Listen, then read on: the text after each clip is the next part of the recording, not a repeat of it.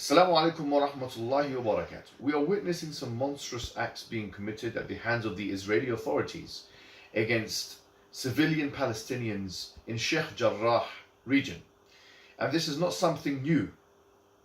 This is not something new that we are witnessing. We have witnessed this for decades, since the advent of the so-called State of Israel in 1948, in May 1948.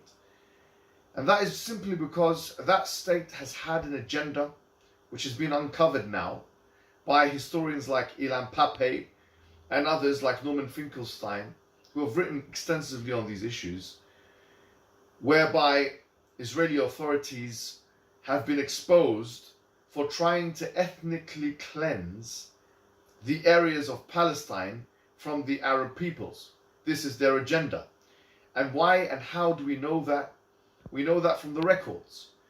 We know that from the days in which the very early state of Israel had plans, like Plan Elif and Plan Bet and Plan Gimel, and not to forget the most important and severe of them all, Plan Dalet, which explicitly mentions the intention of the Israeli government or the Israeli authorities to try and dispose of the land, of try and get rid of, quite frankly, as many of the Palestinians as possible. And they're very clear about those objectives. Only someone who is deluding themselves and who doesn't know history would pretend that that is not happening in that area.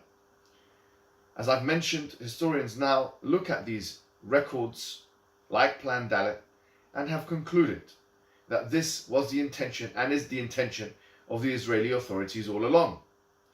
And if you look at what's been happening from 1948 to this day, you'll find that the Palestinian territories have been shrinking in size in terms of geographic location, demography, and other things. The question is, what is fueling this conflict? It's important that we have the right diagnostic to this so that we don't make rash and hasty or generalized or otherwise irresponsible judgments as to why what is happening. I want to submit to you today that what is happening not because of religion. It's not because Muslims hate Jews or Jews hate Muslims, or Muslims cannot tolerate Jews or Jews cannot tolerate Muslims. Or indeed because that within the theological systems of Islam and or Judaism, there is a lack of tolerance towards the other. And there are many things which can prove this, both contemporary, if you think about the last maybe 100 years, and medieval, if you look at the broad stroke historical trends that have taken place in many different countries in the last 1444 years of Islamic history. So let's go over some of those things first, because it's important. People are saying, what should we do and what is the solution? The first part of the solution is to be educated about this topic. After one is educated about this topic, one can have conversations based on knowledge which can have a narrative influencing effect, both in the public sphere and in private circles. That's the first thing. And it's always the case with the Muslim that, at least from our perspective, everything should start with the pen. As Allah subhanahu wa ta'ala, the first thing that was revealed in the Quran was اقرأ بسم ربك الذي خلق خلق الإنسان من علق. Read in the name of your Lord who created the human being from a clot. اقرأ وربك الأكرم الذي علم بالقلم. Read, recite, and your Lord is the most generous, the one who taught with the pen. With the pen. So everything must start with knowledge and the pen. Even Islamic theology. فَاعْلَمْ أَنَّهُ لَا إِلَهَ إِلَّا اللَّهِ وَاسْتَغْفِرْ لِذَنْبِكَ. Know that it's لَا إِلَهَ إِلَّا اللَّهِ. Everything starts with knowledge. So how do we show and prove that actually it's not a religious tension? If you look at the history of Muslims and Jews, starting with the conquest of Jerusalem in 638 by Umar ibn al-Khattab. Even someone like Sir Michael Gilbert, who I will link his article. It's a very short, brief, and important read. Read this article. It's an incredibly important article. It's not written by a Muslim for propaganda purposes or anything like this. By a British historian of the highest eminence. The account that he gives, and the account that even someone like Thomas Walker Arnold, who is an Orientalist, gives in his The Preaching of Islam, a book, an Orientalist book, written some decades, many decades ago, and many other people give. Even Bernard Lewis, who was one of the most ardent and polemical people against Islam and the Islamic civilization. All of those people admit that in fact there was an air of tolerance. There was an air of tolerance. And when Umar ibn al-Khattab, he came, he allowed the Jews to settle back into Jerusalem. And for those who know ancient history, will know that there was something called the Siege of Jerusalem in 70 AD, where the Jews were literally kicked out of their homes at the hands of the Romans. And you see how, subhanAllah, how history repeats itself. But now the perpetrators have become the victims, and the victims have become the perpetrators. The perpetrators have become the victims, and the victims have become the perpetrators. Now it's not the Roman Empire kicking out the Jews from Judea. Now it's the opposite. Now it's the Jews kicking out the Muslims from Palestine, the original inhabitants. But let that be a side note for now. 638, you had peaceful collaboration. You had a system where Muslims, Christians, and Jews all lived side by side. There was no genocide. No one has said this. And in fact, this would be an ahistorical claim that you cannot even make. You cannot make this claim. There was no forced religious conversion. Even Thomas Walker Arnold mentions this in his book. There was giving to the Jews and to Christians and to other communities a right to basically rule by what they believe in. And this is extremely explicit in the Islamic texts. Then you had different empires. And we can't go through 1,400 years of empires. But suffice it for me to say today that when you had convivencia in Spain, which basically means a collaboration between Jews, Christians, and Muslims and a coexistence. So much so that in 1492, when the expulsion of the Muslims and Jews took place and the Inquisition took place, Jewish people, and Sir Michael Gilbert talks about this in his article, which you must read. Jewish people ran to the Ottoman Empire for safe haven. They ran to the Muslims for safe. And what did the Ottomans do? Did they kill them? Did they enslave them? No, they did not. That is ahistorical. They gave them a space to worship, to believe, and so on. And before the Ottomans, even in the Spanish Empire, in the Spanish inhabited Muslim area, or areas, you find that some of the greatest Jewish thinkers of all time, like Musa bin Maimonides existed. And he produced his best works under Muslims. In fact, the enlightenment of the Jews, the golden age of the Jewry, took place under Muslim rule. It took place under Muslim rule. So one cannot say that in fact that the Muslims and Jews had this horrible relationship. Yes, of course, there were times when Muslims and Jews went to war. But that was, I will put to you, that was the historical exception and not the rule. The rule was, for hundreds of years, Muslims had protected Jewish people. So much so that someone like Bernard Lewis, who Gilbert mentions in his article, which I'll put down, someone like Bernard Lewis freely admits, and he is, as I mentioned, a polemic against Islam and Islamic civilization, that something to this effect that I'm paraphrasing. But the best time in the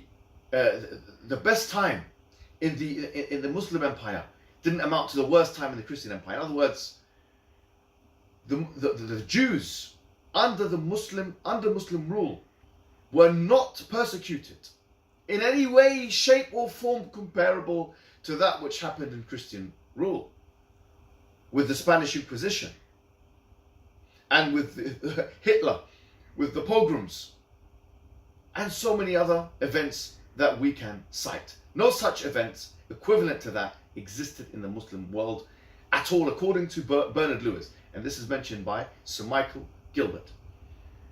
So when did this hostility start taking place? When did really the war start to proliferate and the hatred started to become apparent to the degree to which it is now? Sir Michael Gilbert says that in fact this took place at the advent of Zionism. And this is a view widely accepted among historians. If you look at the recent past, you had, and obviously these things require lectures in their own, but I will passingly talk to you about this, and you can go research in your time. But you had the Balfour Declaration, 1917, where Britain promised the Jewish people, or the Zionists at that time, that they will facilitate for them a homeland in Palestine. And bear in mind, Britain didn't have a mandate for Palestine in 1917. The war was still going on. World War I was still going on at that time. And so they had a mandate for Palestine in 1920. And from the years of 1920 to 1948, there was a struggle within Palestine. So much so that what happened is, in the 30s in particular, you had something called the Arab Revolt in 1936, which took place because of an increasing Jewish immigration. Obviously, you'll know, if you know German history as well, if you study it, GCSEs or whatever, that Hitler became Chancellor of the Exchequer in the early 30s, 1933, and the Nuremberg laws took place in 1934. So in 1934 is when the Nuremberg laws started to take place. That's where you find so many Jews starting to come from Germany, but not just Germany, from Poland and from Russia and different parts of the European world. And they were coming and overflowing a country with very small population, which was at that time Palestine. And this culminated, you could say, in what was referred to as the Arab Revolt, because how can you bring all these people? Maybe 150,000 people, according to Hurwitz in his book, The Struggle for Palestine. He talks about, and you can look at that book, because it's not even written by, it's written by, I think I'm not sure he's a Jew himself, but it's a classic on this. Talks about the fact that these people are coming in the 30s, early 30s, in swathes and overpopulating Palestine. And then in 1939, and I'm quickly going through this, you had the White Paper, and you can go and research what that is. It's a particular paper that took place, that was written by the British Mandate, which caused very much agony and commotion. And then after that, you had in 1940 the establishment of the military wing, with the blessings, by the way, and this is according to Hurwitz, of Winston Churchill, that now they started to have the Haganah and the Irgun. And the Haganah was a paramilitary group, and this is the beginnings of the Jewish state. If you really want to pin it down, it was when they had defense systems in place. The Haganah in the 1940s, early 1940s, and the Irgun, which were a terrorist organization. Now they started to defend themselves, and what they mean by that really, especially in the case of the Irgun, is commit heinous acts which were recognized as terroristic by almost everybody, the Americans, the British, and everyone. Because in fact, and I mentioned this quite often, it culminated, probably one of the most severe terrorist attacks, in 1946, where these people, the Irgun, went into the King David Hotel and killed 91 people, innocent people. They went into a hotel in Jerusalem, in East Jerusalem, and killed people. And you see, they were rewarded for their terrorism by the British and the UN 2 years later by getting a state in their name in 1948. And what a precedent to set. What a precedent to set. They were rewarded for their terrorism because the ruling powers and the British mandate and so on, they had enough of this. And so the case was referred to the UN, and 1948, lo and behold, you have the State of Israel. And then you have, of course, the wars. You have a 1948 war. And then you have the 1966 war. And the 1966 wars with Egypt and other neighboring states like Jordan and so on, where they lost decisively, because obviously America had a hand in that war, and they were not prepared, and they had Arab nationalism, and they were not really effective. And then 1973, with another war, which is hailed in Egyptian history at least as one of the great victories. And I see why they think that, because at least they regained Sinai. They regained Sinai in 1973. But we still have the issue as it is now. And then you have all these accords that took place in between that time period. And then you had the struggle which continued, and you had the intifadas, Intifada 1, Intifada 2. And then you had these operations against Gaza, Cast Lead and Protective Edge, two major operations which claimed the lives of many different people. In the early 2000s, you also had the removal of the movement away of the Jewish settlers from Gaza under the reign of Ariel Sharon. And wallahi, it's very interesting because I actually watched some videos of those individuals, the Jewish settlers in Gaza. They were leaving because they were being told to leave by Ariel Sharon. And as they were leaving, they were destroying their homes. And this exactly mimics what happened to Banu Nadir, which was a tribe of the Jewish people at the time of the Prophet Muhammad ﷺ. يُخْرِبُونَ بِيُوتَهُمْ بِأَيْدِيهِمْ وَأَيْدِي الْمُؤْمِنِينَ فَاعْتَبِرُوا يَا أُولِي الْأَبْصَارِ in Surah Al-Hashr, chapter 59 of the Quran. That they destroyed their own homes. Exactly the same thing. They were exiled and they destroyed their own homes before they leave, so they don't leave anything nice for the Muslims. And now, obviously, you had these other operations that took place, and we are where we are. The question is, why is this all happening? It's happening because those particular Zionists have a racial, but by the way, Zionism and Nazism are very similar. They're both nationalistic, they're both racially predicated. And they had exactly the same vision, really. They wanted to see a country full of people that are homogenous. That's their vision. It's a racist vision. And now you have an apartheid state, and you have people who claim to be liberals, or even neoconservatives in other, whoever they may be, who support the state of Israel. What is our job, and what do we do? I'll be honest with you, with Gaza and with the Daffa al-Gharbiyya or the West Bank, the truth of the matter is it's really a pessimistic case. Henry Kissinger once said something very important. He said this to Sadat, the Egyptian prime minister at the time, president at the time. He said to him, you cannot win on the negotiating table what you've lost in the battlefield. And this is something true of life. We cannot expect as Muslim people to win on the negotiating table what we've lost in the battlefield. That's the first principle. The second principle now, the second point, is as it relates to charity. Some people now, mashallah, pouring in charity into Gaza.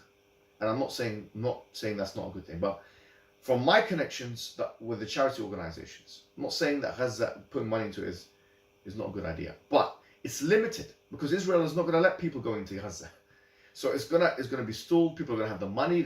Charities are gonna have the money and not know what to do with it, or they might have the money and try and transfer some of it, but it's not going to be all effective. For me personally, I personally believe that the most effective thing we can do in the West is promote the narrative of racism and terrorism. And this is what Israel is. It's a racist state and it is a terroristic state. And when I say that, I don't mean that in jest. In fact, this is historical reality. Why is it a racist state? For the reasons aforementioned. It's been revealed to us that they want to ethnically cleanse the place and make it people of the homogeneous racial groupings. Why is it a terroristic state? Because those same people that bombed the hotel that I talked to you about, people like Begin, I don't know how to pronounce his first name, he wrote a book called The Revolt. a revolting book, who talks about hate and how he targets civilians in his book. You can get it from the library. This individual became the president of Israel. This terrorist became the president of Israel from 1977 to 1981. Can you imagine Abu Bakr al-Baghdadi, or one of those terrorists, becoming a president of a country and being welcomed and having his hand shaken by rulers across the world? Someone who was part of an operation of people who targeted civilians directly, he became the president. And this is the infrastructure of the current Likud party in Israel. It has its origins in a terroristic organization, in a racist terroristic organization. And the truth of the matter is, they use theological justification for this, the chosen people justification. And the Quran challenges them on that, by the way. It says, فَتَمَنَّوُا الْمَوْتِ. If you really believe that you are the chosen people, مِن دُونِ النَّاسِ فَتَمَنَّوُا الْمَوْتِ إِن كُنتُمْ صَادِقِينَ. If you are truthful. They believe that their ethnicity will give them salvation. If that's the case, then what are you doing here? We should be asking for death. The Quran challenges this type of racism and this ethnocentric approach to theology, which is not, in fact, anything to do with the prophetic messages of Moses or any of the Old Testament prophets, especially those who are sent to Bani Israel, the children of Israel. No. So having said all of this, the two things I recommend. We must expose the terroristic and the racial nature, the anti-racial, the racist character of the Israeli government. We must. This, for me, if there was an organization, or if there are organizations that are specializing just in exposing this narrative, that would be in this case. For me, and this is not a fatwa or anything like that, but for me, if I was putting my money in something, I'd put it into that. And I think the people of Palestine would appreciate that the most. Because that will be most likely to have an effect, a policy effect, which will eventually lead to some kind of relief. Some kind of relief. But having said that, I must admit, I agree with Kissinger, that this situation is not going to be solved on the negotiating table. And I agree that it's something which will probably continue for a very, very long time.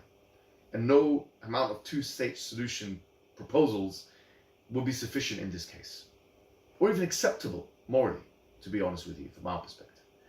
And so for that reason, what I say to you as the Muslim community is this. If you care about Palestine, learn the history, read the books and the articles, and promote the narratives that I've just said. Wassalamu alaikum wa rahmatullahi wa barakatuh.